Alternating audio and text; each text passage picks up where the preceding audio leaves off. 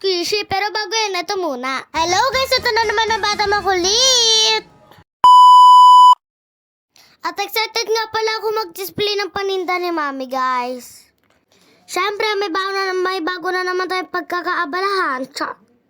Kakatapos nga lang pala umulan yan, guys.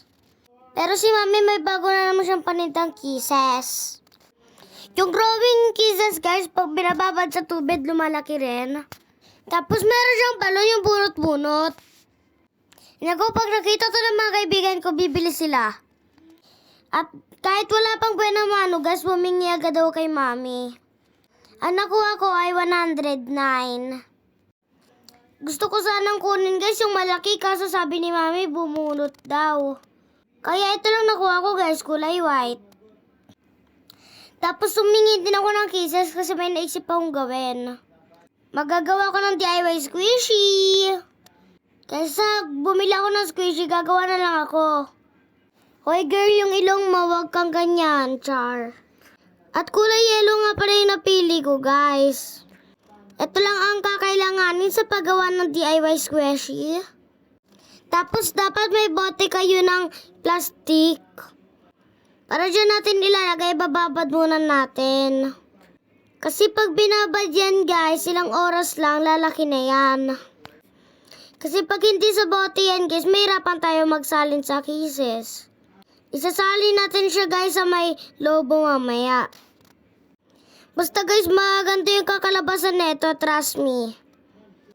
Ay naku, bata makulit, kung ano-ano naiisip mo. Palibasa, wala pa yung mga kalaro mo eh. At yan, guys, nalagay ko na lahat sa bote.